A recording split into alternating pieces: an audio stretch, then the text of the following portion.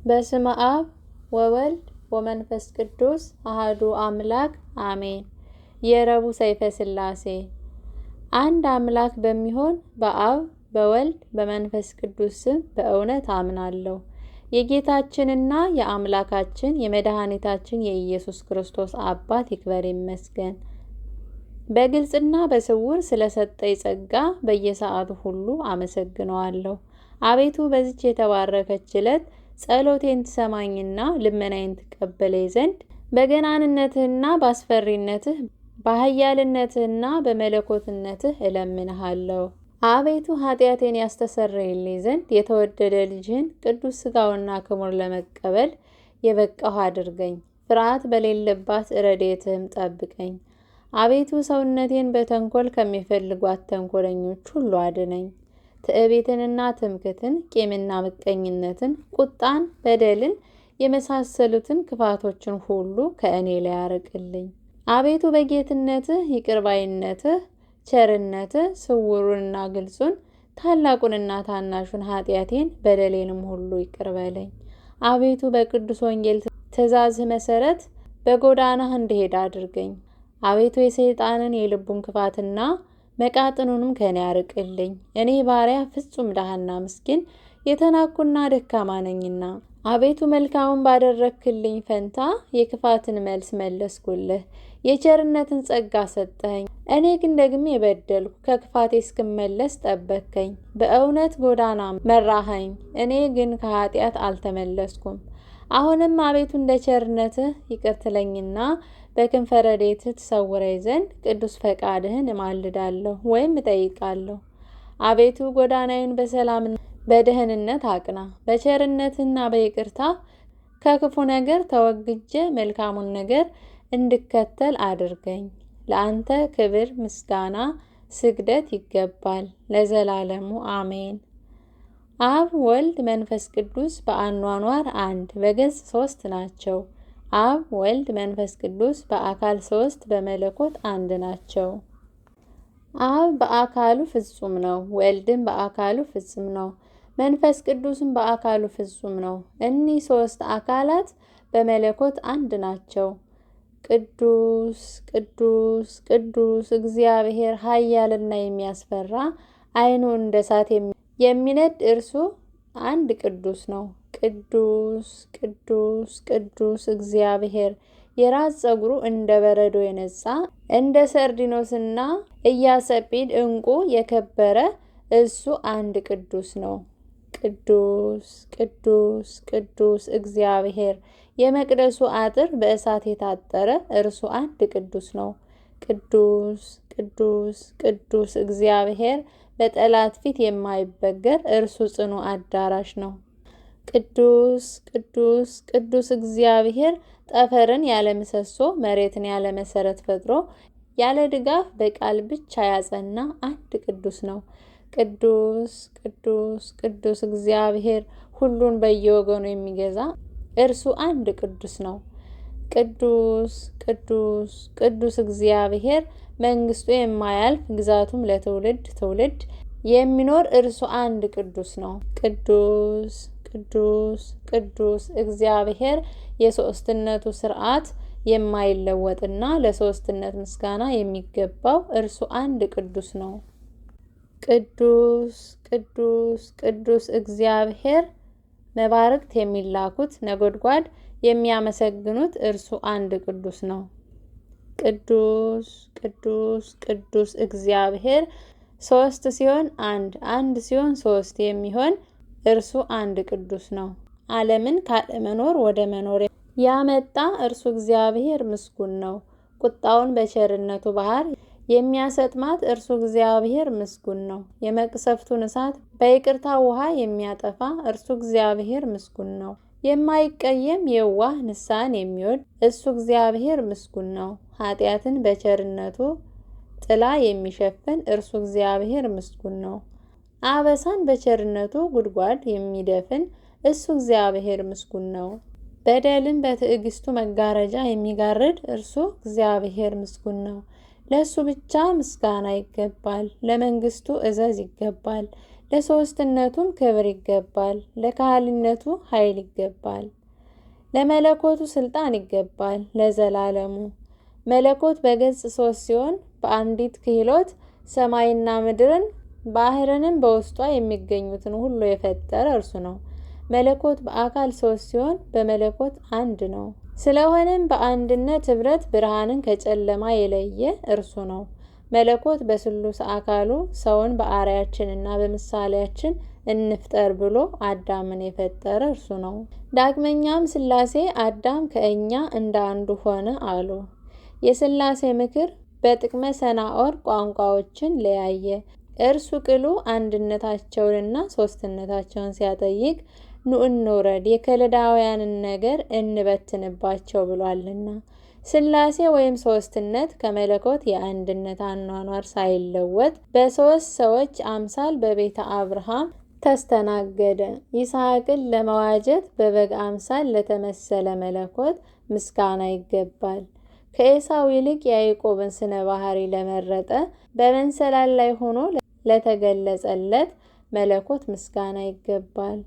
ሰዋሰውም የተባለችው ከመለኮታዊ ፀሐይ ጋር የመለኮት አዳራሽ በማኅፀኗ የተወሰነ የቅድስት ድንግል ማርያም አምሳል ነው።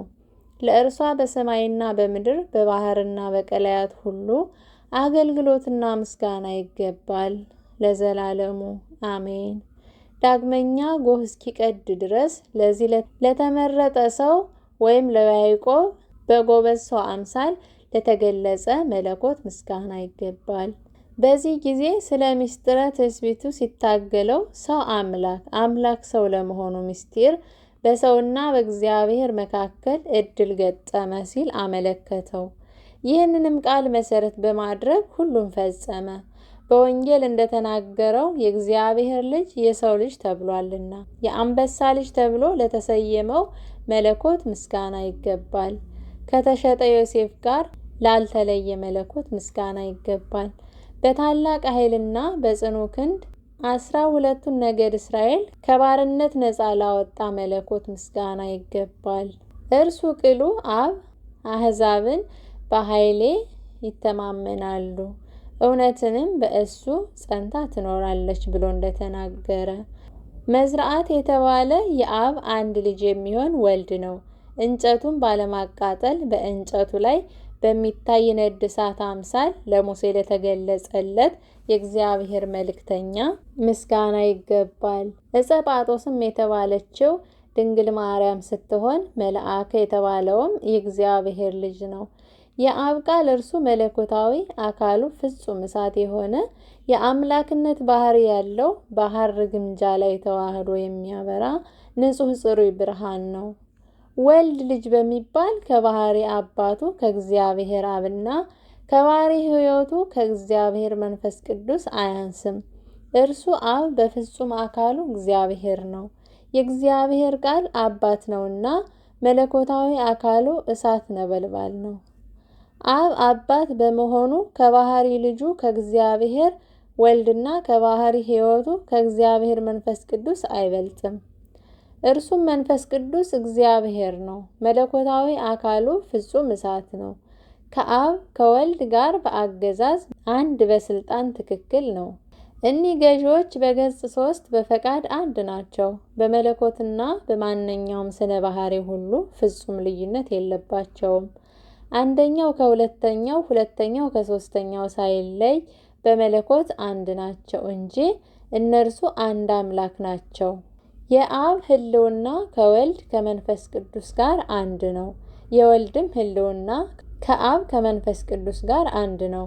የመንፈስ ቅዱስም ሕልውና ከአብ ከወልድ ጋር አንድ ነው። የአብ መንግስት ከወልድ ከመንፈስ ቅዱስ ጋር ትክክል ነው። የወልድ መንግስት ከአብ ከመንፈስ ቅዱስ ጋር ትክክል ነው።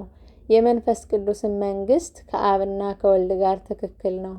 የአብ መለኮት ከወልድና ከመንፈስ ቅዱስ ጋር አንድ ነው። የወልድ መለኮት ከአብና ከመንፈስ ቅዱስ ጋር አንድ ነው። የመንፈስ ቅዱስም መለኮት ከአብና ከወልድ ጋር አንድ ነው። የአብ ስልጣን ከወልድ ከመንፈስ ቅዱስ ስልጣን አይለይም። የወልድ ስልጣን ከአብና ከመንፈስ ቅዱስ ስልጣን ልዩነት የለበትም። የመንፈስ ቅዱስ ስልጣን ከአብ ከወልድ ስልጣን ፈጽሞ አይለይም።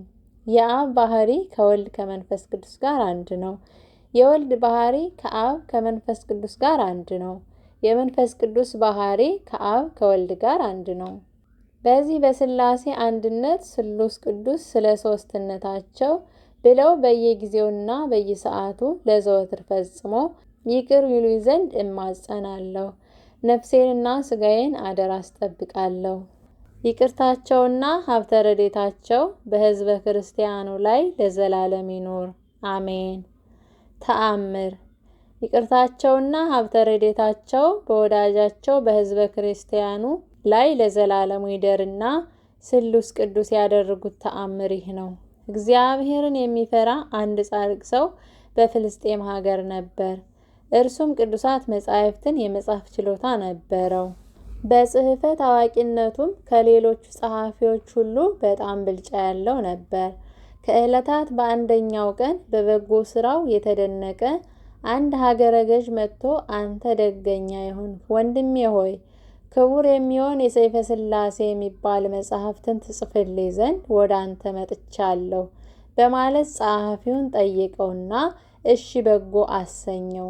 መጽሐፉንም በሚጽፍለት ጊዜ በአጻጻፍ ሥላሴን ደስ ለማሰኘት የስሉስ ቅዱስን ስም እጅግ በሚያበራ የወርቅ ቀለም ይጽፍለት ነበር። ስራውንም በዚህ አይነት ቀጥሎ ሳለ ከዚህ ዓለም በሞት ተለየ። እነሆ መላእክት ክንፋቸውን በመዘርጋት የዚህን የጸሐፊ ነፍስ ለመቀበል ወደ እርሱ መጡ። መላእክትም ከስሉስ ቅዱስ ዙፋን ፊት ባቀረቡት ጊዜ የሰማይና የምድር ገዢዎች ሥላሴ እንዲህ አሉት፣ አንተ ጸሐፊ በሕይወት ሳለህ ስማችንን አስጊጠህ እንደ ጻፍ ተድላ ደስታ ወዳለበት ገነት ናግባ አሉት። ሥላሴም ይህንን ካሉ በኋላ መላእክት ተሸክመው ወስደው ከእግረ መንበር አደረሱትና ረቂቅና ለመስማት እጅግ አስደናቂ የሆነ የሥላሴ ምስጢር አስተማሩት። ዳግመኛም እኒህ መላእክት አንተ ጸሐፊ ሆይ በወርቅ አምድ ላይ የተጻፈውን ስምህን ታይ ዘንድ ና እንውሰድህ አሉት።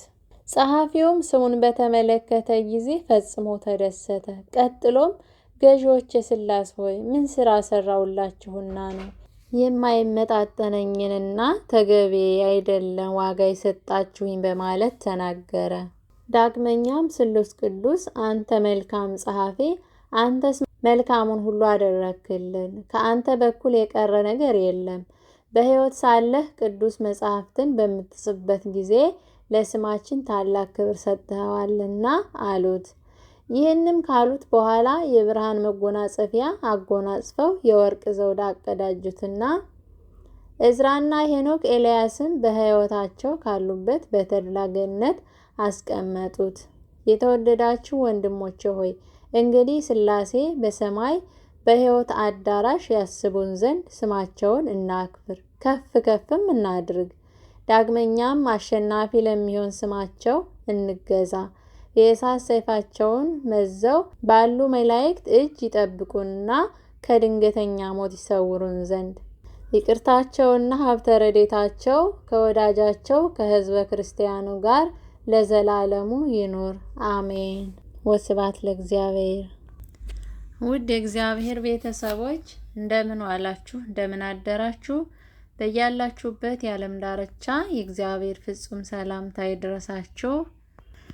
ዛሬ የጸለይነው ጸሎት የረቡዕ ሰይፈ ሥላሴን ነው። የእግዚአብሔር ቤተሰቦች ሁሌ የምሰራቸው ቪዲዮዎች በየቀኑ እንዲደርሷችሁ የደወል ምልክቷን በመጫን ሰብስክራይብ፣ ላይክ፣ ሼር በማድረግ አበረታቱኝ እላለሁ። ወንድሞቼ እህቶቼ፣ ምናልባት በሰው ሀገር ያላችሁ መጸለያ ጊዜ ለሌላችሁ ስራችሁን እየሰራችሁ ኦዲዮን ማዳመጥ ትችላላችሁ። ሌላም የምሰራላችሁ ነገር ካለ እንድለቅላችሁ የምትፈልጉት ነገር ኮሜንት ላይ አስቀምጡልኝ፣ እኔ እሰራላችኋለሁኝ። ላይክ፣ ሼር፣ ሰብስክራይብ ማድረጋችሁን አትርሱ። እየተጋገዝን እየተመካከርን መንፈሳዊ ሕይወታችንን እናሳድግ። ሰላም እግዚአብሔር ከሁላችሁ ጋር ይሁን።